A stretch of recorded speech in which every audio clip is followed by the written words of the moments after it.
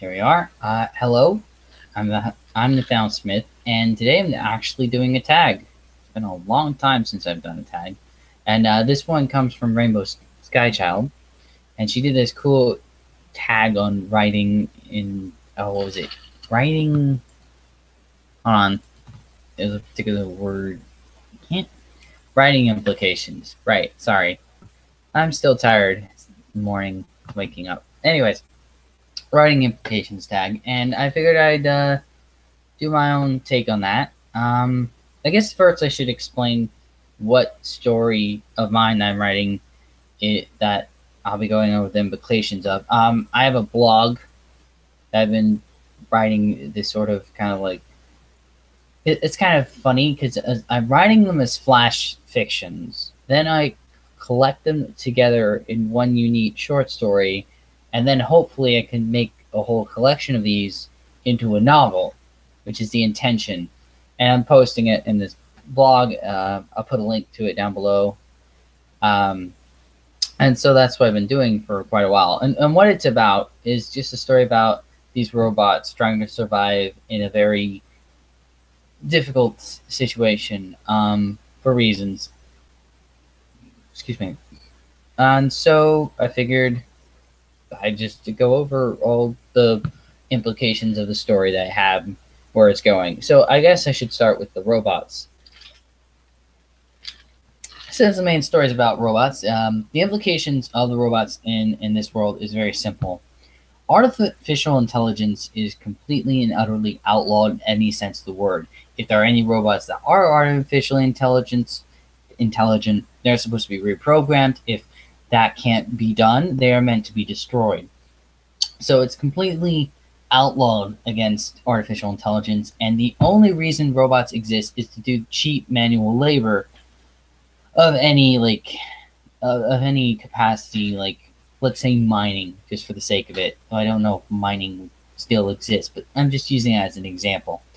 So yeah, and of course, because robots basically have all the jobs essentially, um, what you have with the rest of the human race is there's 90% that are just dirt poor, and then just the 10% that are super rich.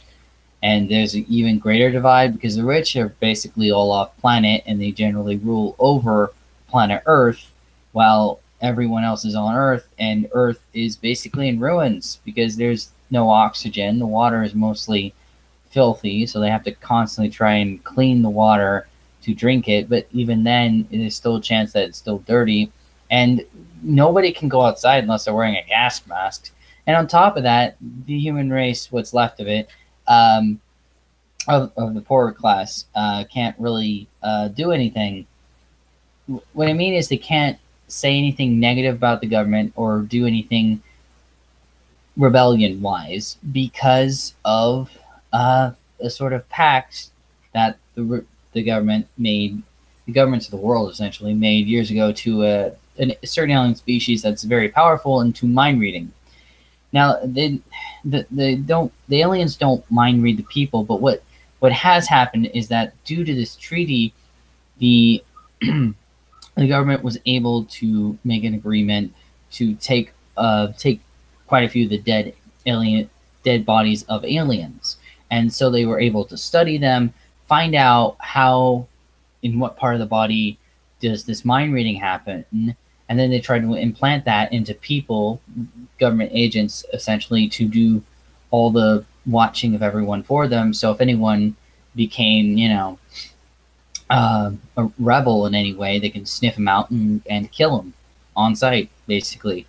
But of course, they couldn't do that with any. They couldn't use alien DNA to any human being because they're incapable of possessing mind reading. So what they had to do was implant that stuff into children at a very young age, basically at birth, and they can stand to have this ability to mind read for only about 10 years, give or take. And then, of course, what eventually happens is all these people's thoughts plague the child's head till she or he is completely lost sight of who they are and who their identity is and what their mind is, their own mind is. And then they go brain dead, and they just sort of left to rot, and they find new kids to replace them with. So that's a thing that happens. Well, yeah. Yeah, so that's one of the things that's going on.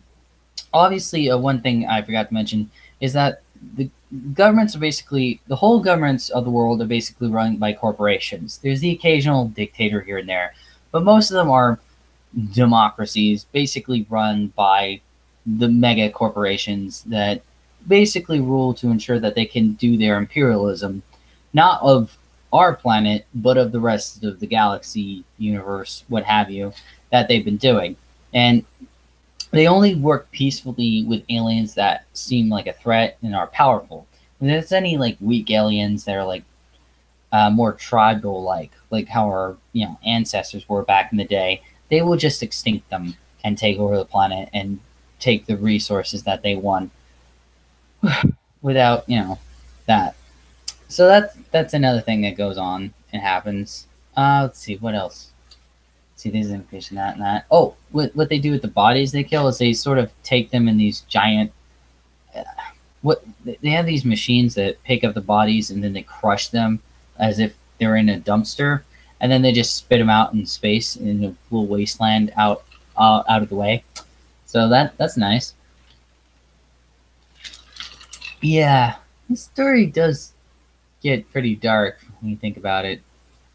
It doesn't help that they want to take over even the more powerful alien species, and if they can't do it themselves, they find what the alien species may be having. They find if the alien species has any infighting anywhere, and if they can find that, then they hope to create believable enough.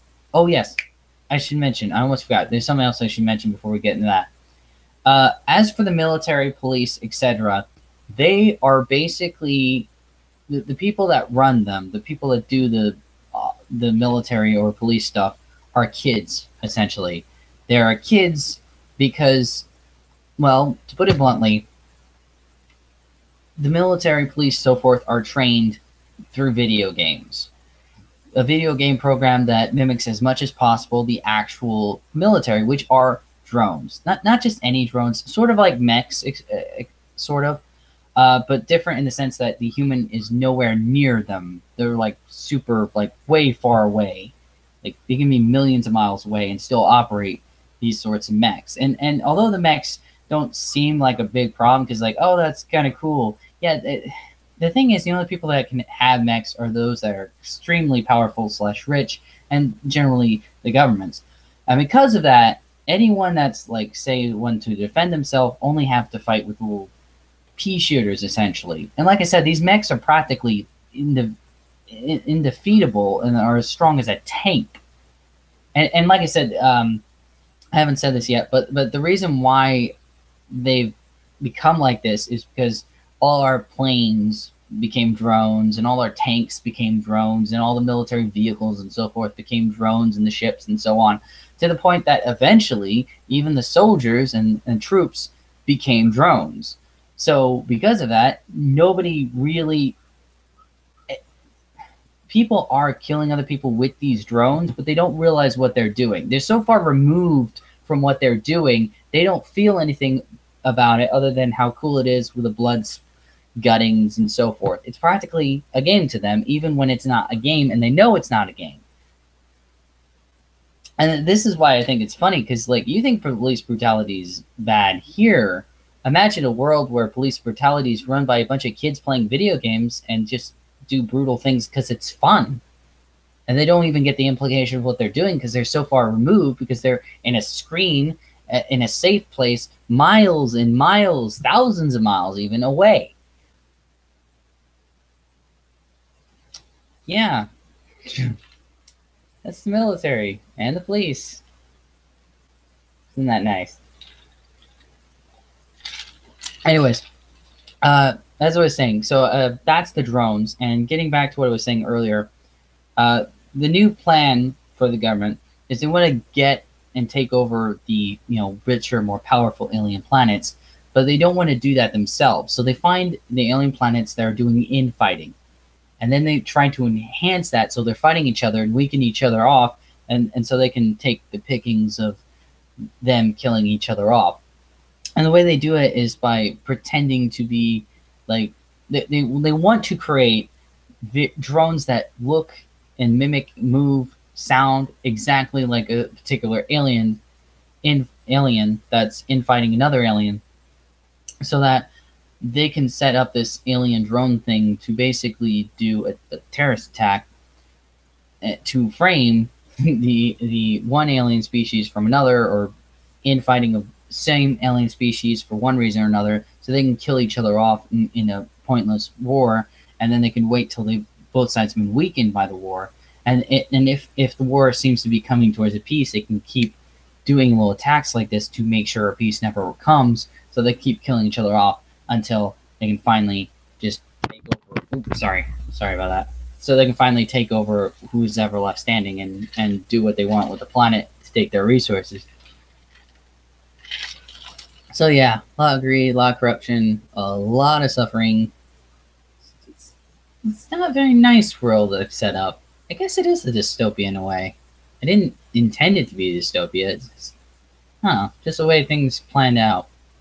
But yeah, those are the implications of the story, and most of which I haven't gotten to yet, because but it's a blog, so it's not like a huge deal for me to say this. I've been thinking about doing this story wise for a while, anyhow, and talking about it and planning it all out is good.